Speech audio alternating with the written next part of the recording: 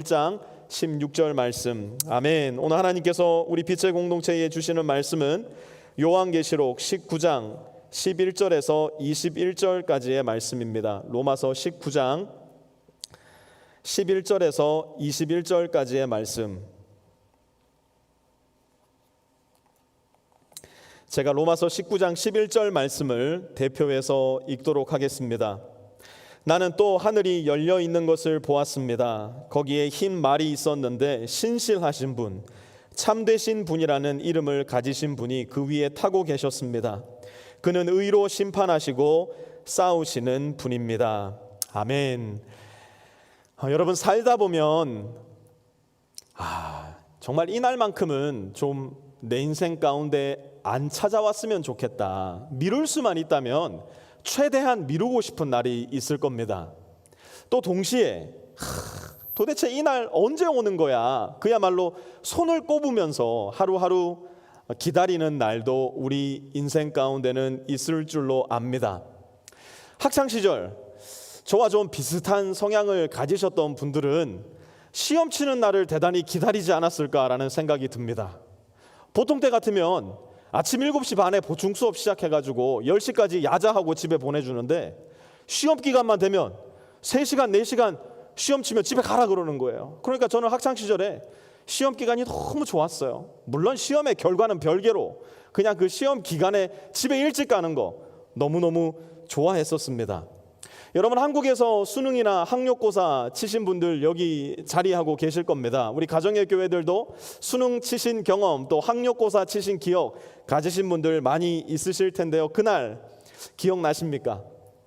왜 그렇게 한국은 수능 시험 날이 되면 기가 막히게 날씨가 추워지는지 모르겠어요.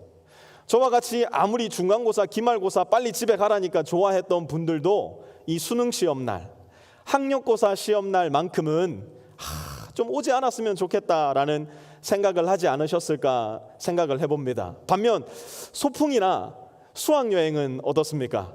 학기가 시작되자마자 캘린더에다가 동그라미 쳐놓고 언제 그 소풍 날이 오나, 언제 내 수학여행 날이 오나 기다렸던 기억 여러분들 혹시 가지고 계시지 않습니까? 지금이야 뭐 이렇게 이야기해도 워낙에 순수한 마음을 너무 많이 상실해버려가지고 그때의 기억이 잘 나지 않으시겠지만, 그래도 여전히 김밥과 사이다를 보면 소풍날 아침 어머니가 싸주시던 그 김밥, 또 그 아침에 분주했던 풍경들이 마음 가운데 스쳐가는 것을 느끼게 될 때가 많이 있습니다. 제가 개인적으로 아는 목사님은 아니에요. 이분이 나름대로 한국에서 굉장히 좋은 기독교 출판사를 운영하시는 공인이신데요. 이분의 가장 큰 고민 중에 하나가 뭐냐면 한 달에 한 번씩 돌아오는 날이 있는데 이 날만큼은 좀 제발 안 왔으면 좋겠다는 거예요. 그날이 언제일까요? 직원들 월급 주는 날이에요. 지금 모든 비즈니스들이 대단히 고전하고 있는 중에 있는데 한국의 기독교 출판사는 그 중에서도 굉장히 힘든 것 같아요. 그러니 이분이 그 많은 직원들 다 월급을 줘야 되는데 그만큼 책을 팔지는 못했고 수입이 없으니 그날만 다가오면 마음이 조마조마하다는 이야기를 본인의 어떤 이런 소셜 네트워크를 통해서 올리시는 글을 여러 차례 본 적이 있어요. 우리 교회에도 이 어려운 시기에 기업 운영하시는 분들 계신데 그분의 글을 보면서 우리 성도님들도 참 쉽지 않겠다 마음을 쓸어내리면서 기도할 때가 한두 번이 아닌 것 같아요. 한 청년에게 한 달 전쯤 전화가 왔어요. 목사님, 저희 드디어 결혼해요. 야, 잘 됐다. 근데 누구랑 결혼을 한대요. 야, 정말 너무너무 잘 됐다. 함께 감사하고 함께 하나님께 기뻐했어요. 근데 이 청년이 그렇게 얘기를 해요. 목사님, 저희 결혼 주례는 목사님이 꼭 해주셨으면 좋겠어요. 이날 꼭 비워 놓으셔야 돼요. 그래, 그날이 언젠데? 2022년 10월 달요. 여러분, 제가요 원체 안 바쁜 사람인데 아무리 바빠도요 2022년 10월 달까지 스케줄을 잡고 사는 사람은 전혀 아닙니다. 뭐예요? 지금 이 청년은 2020년 10월을 살아가고 있지만 이미 마음만큼은 2022년 10월을 살고 있더라는 거예요. 오늘날 우리 그리스도인들의 가장 큰 비극, 저는 단언할 수 있는데요. 그것이 무엇인 줄 아세요?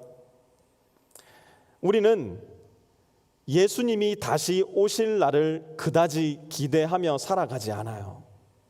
그런데 가만 생각해 보면 그것보다 더 큰 비극이 있어요. 그 더 큰 비극은 무엇이냐? 입장을 완전히 반대로 해서 주님 다시 오실 그날이 단 하루라도 더 늦게 왔으면 좋겠다라는 생각조차도 하면서 살아가지 않는다는 거예요. 이게 무슨 말일까요? 오늘날 우리 그리스도인들의 마음 가운데 예수님께서 다시 오신다는 말씀에 대한 믿음이 너무나 부재하다는 이야기예요. 그런데 여러분 잘 생각해 보세요. 시험 날짜를 모른다고 해서 그 시험 날이 안 오는 거 아닙니다. 심지어 내 결혼식 날짜를 내가 까먹었다고 해서 그 결혼식 날짜가 내 인생 속에 당도하지 않는 것도 아니에요. 예수님의 오심을 믿지 않는다고 하여서 혹은 예수님의 오심을 기대하지 않는다고 하여서 예수님이 다시 오지 않느냐? 그게 아니라는 거예요. 예수님은 반드시 다시 오세요. 예수님은 반드시 다시 이 세상 가운데로 오신다고요. 오늘 요한계시록 19장 11절에서 21절까지의 말씀을 가만 보면 예수님이 오실 때에 어떤 모습으로 오시게 될까? 우리는 어떻게 예수님의 오심을 기대하고 기다리며 살아야 할까에 대한 대단히 자세한 말씀이 등장을 합니다. 요한계시록 19장을 공부한 우리가 예수님의 오심을 알고 예수님의 오심을 믿고 기대하고 기다리며 살 수 있는 그리스도인들로 준비되었으면 좋겠어요. 그래서 오늘은 요한계시록 19장 말씀, 예수님은 어떻게 다시 오실까? 이 질문을 중심으로 함께 말씀을 나누어 보려고 합니다. 첫 번째로 예수님은 예언된 대로 다시 오세요. 예수님은 예언된 대로 다시 오십니다. 15절 말씀부터 함께 보도록 하겠습니다. 그의 입에서 날카로운 칼이 나오는데 그는 그것으로 모든 민족을 치실 것입니다. 여러분, 이야기나 노래는 우리의 감각과 생각을 굉장히 생동감 있게 움직이는 힘이 있어요. 여러분 대학 생활을 하시면서 논문이나 학술지 같은 거 많이 읽어보셨을 텐데요. 혹시 그 논문이나 학술지의 내용 하나라도 제대로 기억하고 있는 분 계십니까? 아마 별로 없으실 것 같아요. 그런데 이건 어때요? 제가 노래를 잘 못하지만 좀 들어봐 주세요. 아리랑 아리랑 아라리요 아리랑 고개로 넘어간다. 여러분 혹시 이 노래 중고등학교 때 빽빽이 쓰면서 외우신 분 계십니까? 내가 이 노래 반드시 외우고 말 거야. 엄마가 회초리 들고 빨리 10번씩 써. 이거 외워야 돼. 그래서 외우신 분 계세요? 여기 이민 2세대들 많이 계시지만 아무도 이 노래 외우려고 애쓰지 않았을 거예요. 그럼에도 불구하고 아리랑 하는 순간 우리 마음에 그 뒷구절이 자연스럽게 떠오르지 않습니까? 노래의 힘이죠. 어린 시절 들었던 토끼와 거북이 이야기 기억하십니까? 그 이야기를 마지막으로 들었던 적이 30년이 지나신 분도 계시고 40년이 지나신 분도 계실 거예요. 그런데 30년, 40년 만에 처음 끄집어내는 이야기라 하더라도 그 이야기 저와 여러분 아마 토시 하나 틀리지 않고 다른 사람에게 전해줄 수 있을 거예요. 무슨 말이에요? 이야기가 가지고 있는 힘이라는 거예요. 노래나 이야기에는 이러한 힘이 있어서 우리 마음과 영혼과 생각에 착 달라붙는 능력이 있더라는 것이죠. 유대인들에게 이 노래와 이야기는 성경 말씀이었어요. 더 구체적으로 말하자면 구약 성경의 말씀이었어요. 그들은 글을 읽지는 못했지만 잘 들을 수 있었고 그 들은 이야기와 노래를 자기 마음속에 암송하여서 간직하고 그들의 자녀와 이웃들에게 전해주기도 했었어요. 그렇기 때문에 오늘 본문 속 요한이 그의 입에서 날카로운 칼이 나오는데 라는 말을 하는 순간 그들은 의심의 여지 없이 이사야 선지자의 이야기를 떠올릴 수밖에 없었을 거예요. 이사야 49장 2절 한번 보십시오. 내 입을 날카로운 칼처럼 만드셔서 나를 주님의 손 그늘에 숨기셨다. 나를 날카로운 화살로 만드셔서 주님의 화살통에 감추셨다. 이사야 선지자를 통해서 예언된 오실 메시아는 어떤 모습이었는가? 그 입이 날카로운 칼과 같고 화살과 같아서 하나님의 자녀들을 억압하고 죽이려고 하는 우리의 원수들을 이기실 분이었어요.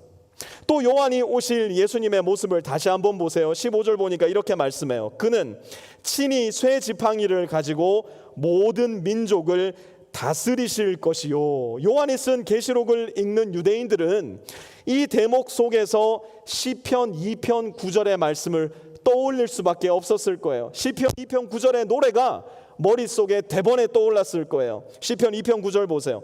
내가 그들을 철퇴로 부수며 질그릇 부수듯이 부술 것이다. 내가 그들 곧 하나님의 자녀들을 위협하는 사람들, 그들의 배후에 있는 사탄의 권세를 철퇴로 쇠 지팡이로 부수시겠다는 거예요.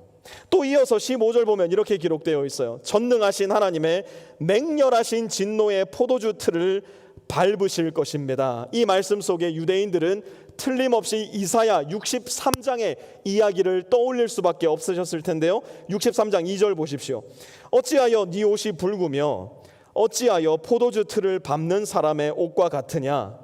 나는 혼자서 포도주 틀을 밟듯이 민족들을 짓밟았다. 예수님은 그분의 신부인 성도들을 핍박하고 유린하고 심지어 죽이기까지 하였던 모든 민족들을 그분께서 다시 오시는 그날 마치 포도주 틀에서 포도를 밟아 그 포도즙이 옷에 튀듯이 그들을 짓밟아 멸하게 하실 것이라는 말씀이에요. 더 나아가 예수님 자신께서도 이 땅에 계시는 동안 그분의 다시 오심에 대해서 이렇게 말씀하셨어요. 요한복음 14장 3절 보십시오. 내가 가서 너희가 있을 곳을 마련하면 다시 와서 너희를 나에게로 데려다가 내가 있는 곳에 너희도 함께 있게 하겠다. 예수님은 그분의 다시 오심을 그분이 직접 명확하고 분명하게 말씀하셨어요. 그분이 어떤 목적을 가지고 이 세상에 사람의 몸을 입고 오셨고 왜 죽으셨고 왜 부활하셨는지를 명확하게 말씀하셨던 것처럼 예수님의 다시 오심에 대한 예언도 그분 자신이 명확하게 하셨다는 사실이에요. 이번에는 천사의 이야기도 한번 들어봅시다. 사도행전 1장 11절에 천사는 이렇게 말씀합니다. 갈릴리 사람들아 어찌하여 하늘을 쳐다보며 서 있느냐?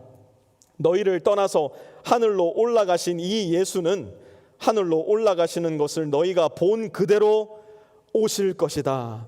부활하신 예수님이 여러 제자들에게 그분의 부활의 몸으로 나타나셨을 때, 그리고 그분께서 다시 하늘로 올라가셨을 때 제자들은 They didn't know what to say. They didn't know what to do. 그래서 그저 예수님께서 올라가신 하늘을 쳐다보고 있을 수밖에 없었어요. 그때 천사가 나타나 말합니다. 갈릴리 사람들아 어찌하여 하늘을 쳐다보면서 서 있느냐? 너희를 떠나서 하늘로 올라가신 이 예수는 하늘로 올라가시는 것을 너희가 본 그대로 어떻게 하신다고요?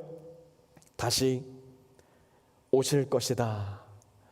여러분, 이처럼 예수님의 다시 오심은 아무런 예고도 없이 아무런 증거도 없이 그저 어느 날 하나님의 기분 따라서 이루어지는 일이 아니에요. 예수님은 말씀하신 대로 또한 예언이 되신 대로 이 세상에 다시 오실 것이라는 거예요. 두 번째로 예수님은 어떻게 오시는가? 예수님은 승리자로서 이 세상에 다시 오실 것이에요. 11절 말씀 우리 함께 봅시다. 나는 또 하늘이 열려 있는 것을 보았습니다. 거기에 흰 말이 있었는데 신실하신 분, 참되신 분이라는 이름을 가지신 분이 그 위에 타고 계셨습니다. 그는 의로 심판하시고 싸우시는 분입니다. 여러분, 예수님이 예루살렘에 입성하실 때 무엇을 타고 입성하셨는지 혹시 기억하시는 분 계셔요? 예수님이 예루살렘에 입성하실 때 타셨던 동물은 놀랍게도 나귀, 그것도 어린 나귀의 모습이었어요. 그런데 이거 좀 이상하지 않습니까? 아니, 왕이 어린 나귀를 타고 백성들에게 환호를 받는다? 어린 나귀는요 폼이 별로 안 나요. 왕이 탈 만한 그 무엇이 아니었다고요. 그런데 예수님은 왜 이러셨던 것일까? 이건 역시도 예언된 대로 하신 것이었는데요. 스가랴 9장 9절은 이렇게 말씀합니다. 소리가 오늘 조금 자꾸 튀는데 마이크 좀 바꿔서 계속 말씀 이어나가겠습니다. 스가랴 9장 9절입니다. 도성 시온아 크게 기뻐하여라. 도성 예루살렘아 환성을 울려라. 내 왕이 내게로 오신다. 그는 공의로우신 왕, 구원을 베푸시는 왕이시다. 같이 한번 읽어봅니다. 시작. 그는 온순하셔서 나귀 곧 나귀 새끼인 어린 나귀를 타고 오신다. 여러분, 고대 사회에서 왕이 어린 나귀를 타는 경우는 대단히 드문 경우였어요. 왕이 어린 나귀를 타는 경우가 굉장히 적지만 없었던 것은 아니었는데요. 첫 번째로 왕이 백성들 앞에서 자기를 낮출 때 겸손의 모습으로 어린 나귀를 탔었고요. 두 번째로 왕이 나귀를 타는 경우는 상대방 나의 적군과 함께 싸울 때 나는 당신과 화친하기 원합니다, 당신과 평화협정을 맺기 원합니다 라고 할 때 왕이 직접 어린 나귀를 타고 나갔다는 이야기도 전해집니다. 2000년 전 예수님께서 이 세상에 오심은 이 세상과 하나님 사이에 평화를 이루시기 위한 일이었어요.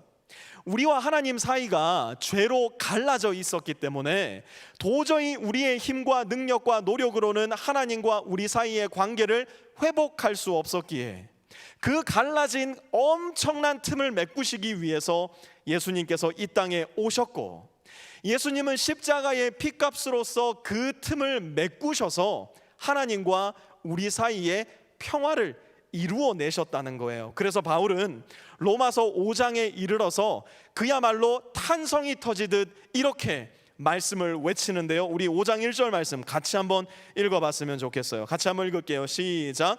그러므로 우리는 믿음으로 의롭다 하심을 받았으므로 우리 주 예수 그리스도로 말미암아 하나님과 더불어 평화를 누리고 있습니다. 여러분, 우리가 누구로 말미암아 하나님과 평화를 누리고 있다고 말씀합니까? 우리 주 예수 그리스도로 말미암아 나귀의 새끼를 타시고 이 세상에 오신 겸손의 왕, 하나님과 우리의 끊어진 관계를 그분의 십자가 피값으로서 메꾸어 주신 평화의 왕 예수님으로 말미암아 저와 여러분 모두는 하나님과의 평화의 관계 속으로 들어갈 수 있게 되었다는 거예요. 그러나 여기가 이야기의 끝이 아니에요.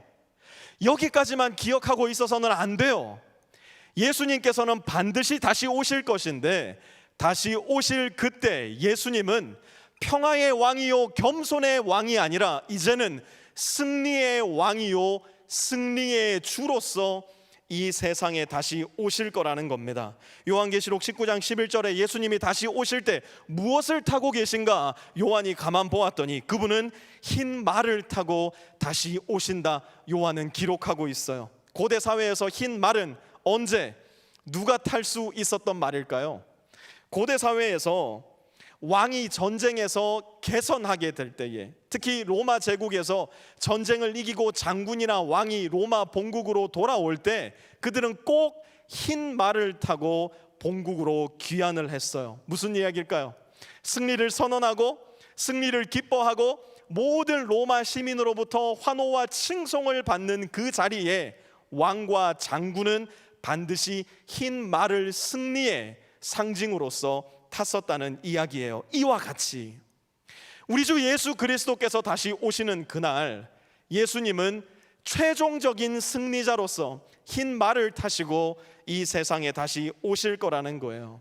우리가 이미 15절에서 살펴본 것처럼 그분은 우리의 원수 곧 사탄의 힘과 권세를 완전히 파멸시키시고 모든 압제와 고통으로부터 예수 그리스도의 신부된 저와 여러분을 구원하실 거예요. 그렇게 저와 여러분을 위하여 예수님은 싸우시고 승리하게 되실 거라는 겁니다. 예수님은 다시 오실 때 승리자로 다시 오심을 우리는 잘 기억해야 돼요. 세 번째로 예수님이 다시 오실 때 그분은 어떤 모습으로 오실까? 예수님은 만왕의 왕이요 만주의 주로서 이 세상에 다시 오실 거예요. 16절 보십시오. 그의 옷과 넓적다리에는 왕들의 왕, 군주들의 군주라는 이름이 적혀 있었습니다. 여러분 혹시 제법 시간이 지난 것 같은데요, 한국에서 굉장히 유행했던 영화였는데 광해라는 영화를 보셨습니까? 이 영화에 보면 실제 했던 역사적 사실은 아니지만 이 영화의 재미를 위해서 각색이 되고 재창조되어 등장하는 장면이 있습니다. 광해와 꼭 닮은 광대 한 사람이 아픈 광해를 대신해서 왕노릇을 하는 장면이 바로 그것이었어요. 조금 시간이 지나자 왕이랑 무엇인가 다른 그것이 저 사람에게 있다, 조정 대신들이 눈치를 챕니다. 그리고 이들이 병사를 거느리고 왕이 있는 왕의 편전으로 한밤중에 쳐들어오게 됩니다. 그리고 왕의 목에 칼을 대고 왕을 위협합니다. 그리고 왕에게 이야기합니다. 당신이 진짜 왕이라면 당신의 가슴에 칼자국이 남아 있겠지. 극중 광해는 칼을 맞아서 가슴에 칼자국이 남아 있는 사람이었어요. 그리고 한 병사가 왕의 가슴을 칼로 끊어내어서 옷을 벗겨버립니다. 왕의 가슴에 칼자국이 있었을까요? 없었을까요? 영화인데 없으면 재미없잖아요. 있었어요. 그러자 왕으로 등장하는 이병헌 씨가 이렇게 이야기합니다. 이것을 보고도 내가 왕이 아니라고 할 것인가? 그러니까 조정 대신들이 다 어떻게 했을까요? 그 칼자국을 보자마자 납작 바닥에 엎드려 전하 용서하여 주시옵소서. 저는 그 장면을 보는데요, 예수님의 다시 오시는 그날이 그렇지 않겠는가라는 생각이 들었어요. 예수님이 다시 오시는 그날 손에 난 못자국을 우리에게 보여주실 거예요. 우리 때문에 맞았던 그 옆구리의 창자국을 우리에게 보여주실 거예요. 그리고 말씀하실 거예요. 너희가 이것을 보고서도 내가 만왕의 왕이요 만주의 주가 아니라 할 것인가? 그때 우리 모든 사람들은 그분 앞에 납작 무릎 꿇고 엎드려 만왕의 왕이시여, 만주의 주이시여, 나를 용서해 주옵소서. 예수님 앞에 겸손하게 용서를 구할 수밖에 없을 거예요. 만왕의 왕, 만주의 주, 그분은 반드시 이 세상 가운데로 다시 오실 거예요. 또한 우리는 이 진짜 왕, 이 진짜 주를 나의 주인이요 나의 왕으로 모시고 오늘이라는 하루하루를 성실하게 순종하며 살아나가야 될 거예요. 마지막 날 인류는 딱 두 부류의 사람으로 나뉘게 될 겁니다. 돈이 많은 사람과 돈이 없는 사람 아니요, 권력이 높은 사람과 권력이 없는 사람 아니요, 건강한 사람과 아픈 사람 아니요. 예수님께서 다시 오시는 그날 인류는 이 두 부류의 사람밖에 남지 않을 거예요. 예수님을 알고 믿는 사람과 예수님을 부인하고 믿지 않는 사람. 그렇다면 우리는 예수님의 무엇을 알아야 하는 겁니까?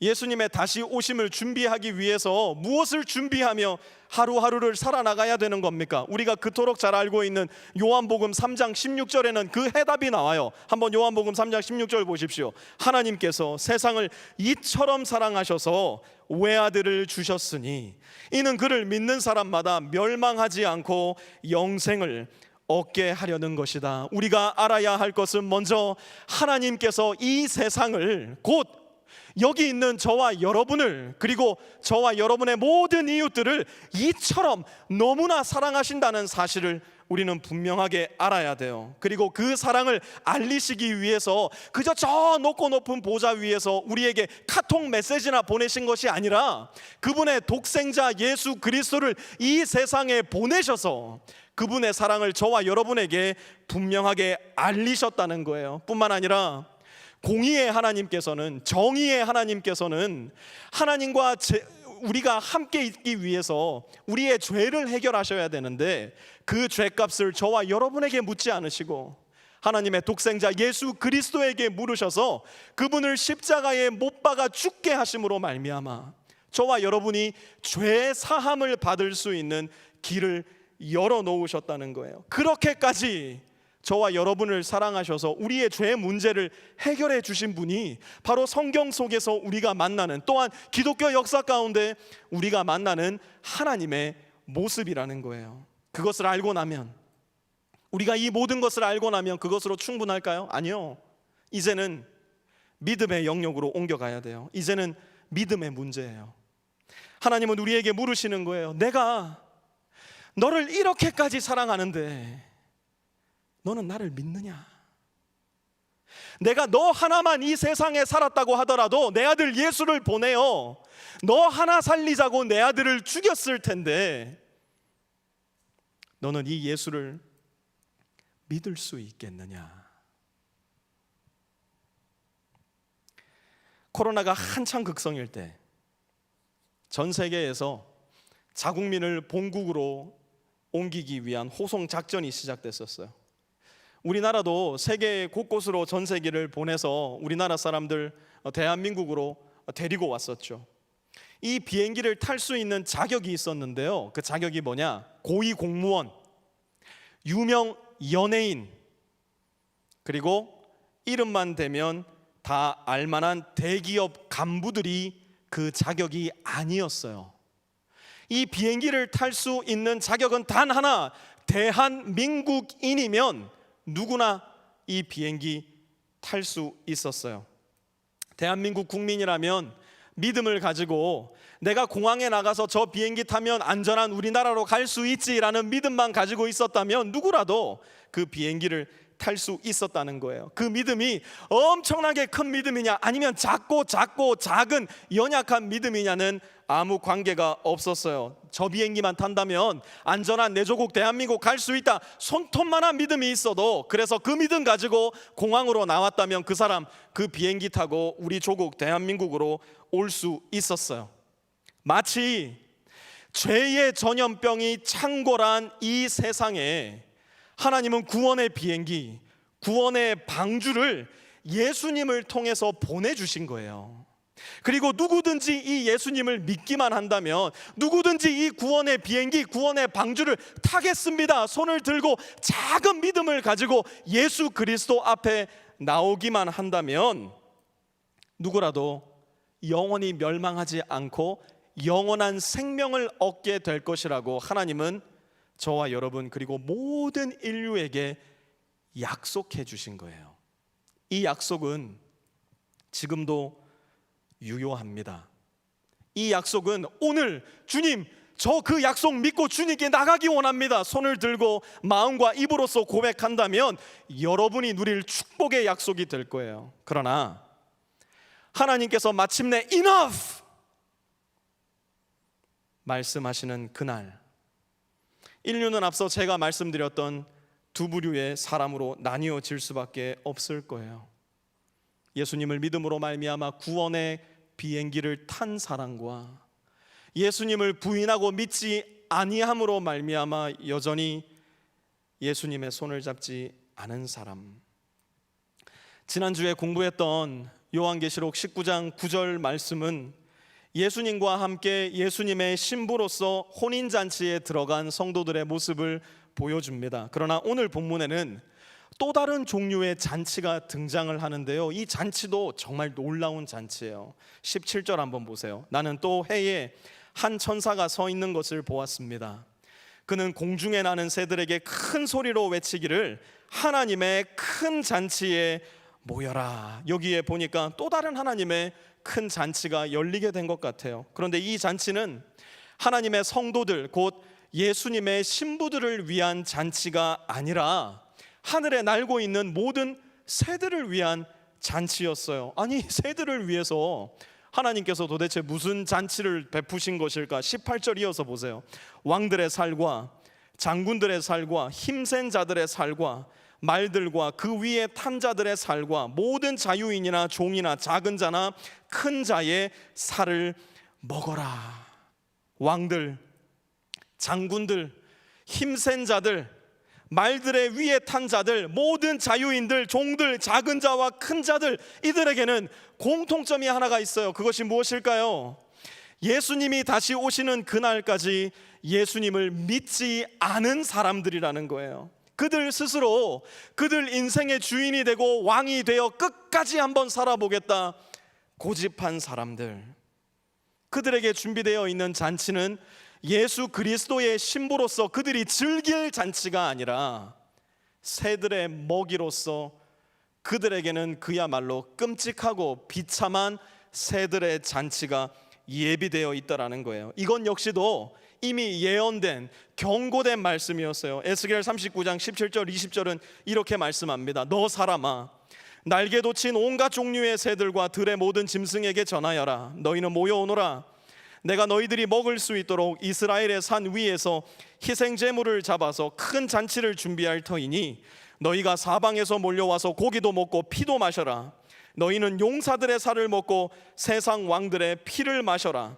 또 너희는 내가 마련한 잔치상에서 군마와 기병과 용사와 모든 군인을 배부르게 뜯어먹어라. 나 주 하나님의 말이다.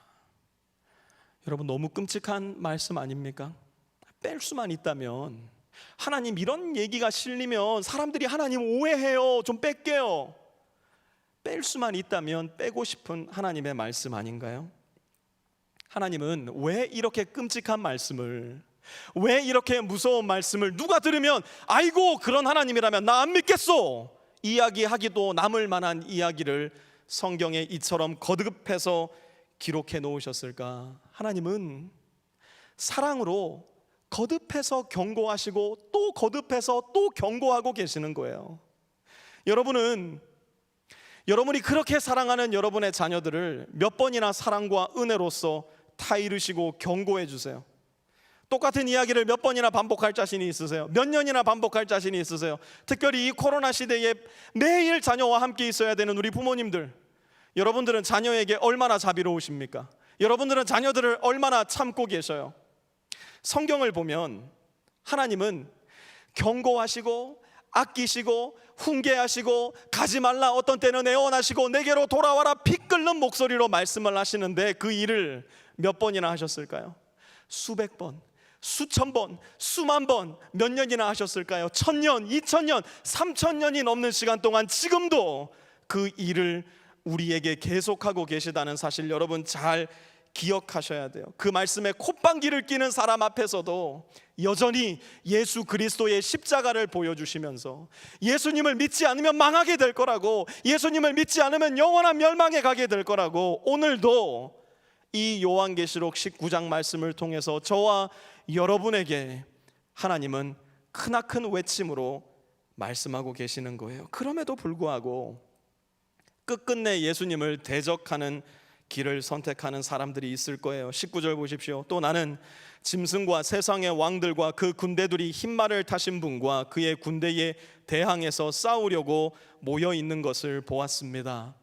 요한계시록 16장에서 살펴보았던 인류 최후의 전쟁, 아마겟돈 전쟁이 바로 이곳에서 펼쳐지는 거예요. 그리고 20절은 그 아마겟돈 전쟁의 결과를 이렇게 예언합니다. 그러나 그 짐승은 붙잡혔고 또 그 앞에서 기이한 일들을 행하던 그 거짓 예언자도 그와 함께 붙잡혔습니다. 그는 짐승의 표를 받은 자들과 그 짐승 우상에게 절하는 자들을 이런 기이한 일로 미혹시킨 자입니다. 그 둘은 산채로 유황이 타오르는 불바다로 던져졌습니다. 예수님은 인류 역사의 마지막 날 수많은 사람들을 미혹하여 예수님을 믿지 못하게 만들고 예수님을 떠나게 만들었던 그 거짓 예언자, 그 짐승, 곧 사탄의 삼위일체를 산채로 유황불에 던져버리실 거예요. 그리고 예수님의 십자가와 부활의 사건이 지금도 이토록 명확하게 우리 눈에 보이고 귀에 들리는데도 예수님을 여전히 믿지 않기로 거듭해서 결단하는 사람들, 예수님의 다시 오심을 믿지도 않고 기다리지도 않고 기대하지 않는 사람들에게 예수 그리스도와 함께 즐길 신부의 잔치가 아니라 새들에게 뜯기고 영원한 멸망의 불로 들어갈 전혀 다른 종류의 잔치를 베푸실 수밖에 없을 거예요. 그것이 바로 우리의 선택이기 때문이에요. 파크 팔머라는 유명한 교육학자가 있습니다. 이분이 다시 집으로 가는 길이라는 책에서 캐나다와 미국 중서부 지역의 겨울 이야기를 써놓으셨는데요. 특별히 이 지역에서 사는 농부들에게는 눈보라가 갑자기 들이닥쳤을 때에 그 눈보라 속에서 살아남을 수 있는 로프 얘기를 기록을 해놓았습니다. 이 지역에 사는 사람들은 헛간이나 농장에서 집으로 이어지는 로프를 꼭 연결해 놓아야 한다고 하는데요. 사실 텍사스에 사는 우리야 이렇게 겨울 눈폭풍 이런 거 잘 공감이 안 되지만, 이 지역에서는 겨울 폭풍이 일어나면요, 이렇게 내 눈앞에 있는 손도 잘 보이지 않을 정도로 어마어마한 눈폭풍이 일어난다고 합니다. 그리고 실제로 매년 이 눈폭풍 때문에 집을 찾지 못해서 얼어 죽는 사람들이 제법 많이 생기게 된다고 해요. 안타까운 것은 뭐냐, 이 농부들이 어디 집 저 멀리서 얼어 죽는 게 아니래요. 앞이 안 보이니까 집을 계속 찾다가 자기 집 뒷마당에서, 자기 집 앞마당에서 그만 얼어 죽고 말더라는 거예요. 그래서 오늘날에도 기상학자들은요, 눈폭풍이 일어나는 일기예보가 있으면 집과 헛간 사이에, 집과 농장 사이에 있는 로프 잘 점검하라고, 혹시 나가서 일하다가 갑자기 눈폭풍이 닥치면 그 로프 잘 붙잡고 집으로 돌아와야 된다고 경고를 해주기도 한다고 합니다. 앞이 안 보여도 이 로프 붙잡으면 어떻게 된다는 거예요? 이 로프 붙잡고 한 발짝 한 발짝 걸어가면 어디가 나와요? 집으로 가는 길이 바로 거기에 있기 때문이에요. 사랑하는 빛의 성도님들, 이 세상의 눈보라가 저와 여러분의 신앙과 믿음을 완전히 무너뜨리려고 하는 경우가 이 세상을 살다 보면 적지 않게 만나게 될 거예요. 한 치 앞도 보이지 않는 우리의 인생길 만나게 될 때도 분명히 있을 거예요. 아니, 내가 당장 오늘도 어떻게 살지 모르겠는데 주님 다시 오실 날을 기다린다는 게 도대체 무슨 말인가 싶은 생각이 우리 마음에 들 때도 있을 거예요. 그만 우리 인생의 폭풍 속에서 우리가 돌아가야 할 우리의 영원한 우리의 집을 잃어버리는 경우가 적지 않은 것을 신앙의 공동체 안에서도 만나게 되는 것 같아요. 교회가 다시 오실 예수님에 대한 기대를 멈추어 버릴 때, 교회가 다시 오실 예수님을 기대하지 않고 기다리지 않고 그분께 기도하지 않을 때, 우리는 결국 인생의 폭풍 속에 휘말려서 우리가 가야 할 영원한 우리 하나님 아버지의 집을 잃어버리게 될지도 모르겠어요. 그렇기 때문에 폭풍우 속에, 눈보라 속에 다시 오실 예수님이라는 든든한 동아줄을 잘 잡고 계셔야 돼요.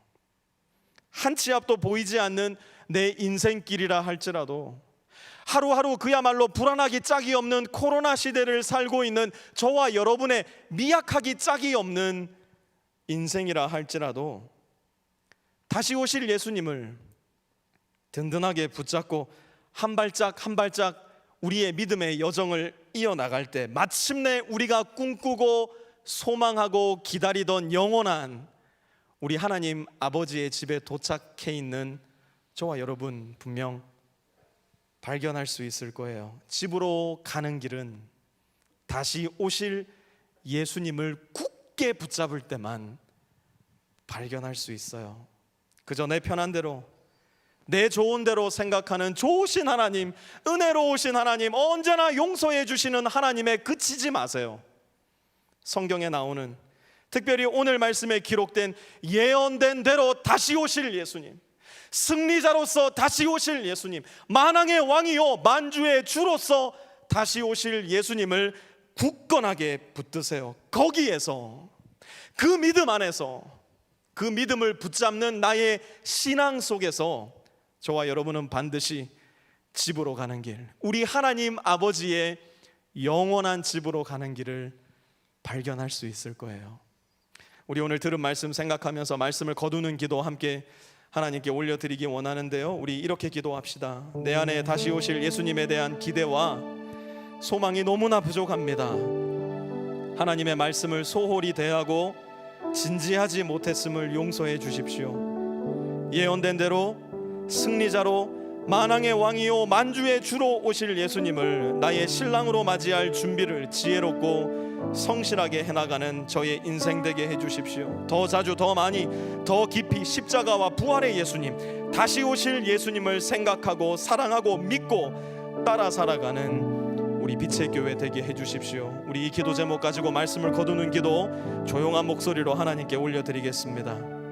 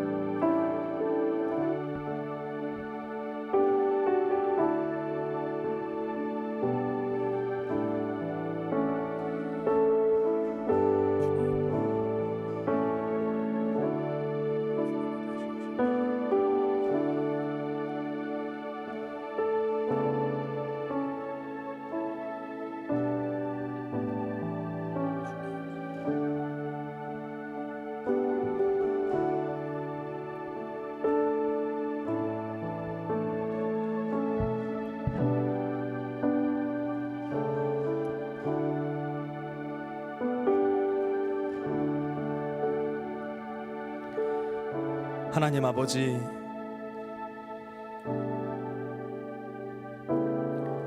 다음 주에 있을 내가 꼭 사고 싶었던 그 물건 세일날은 그렇게 기다리는데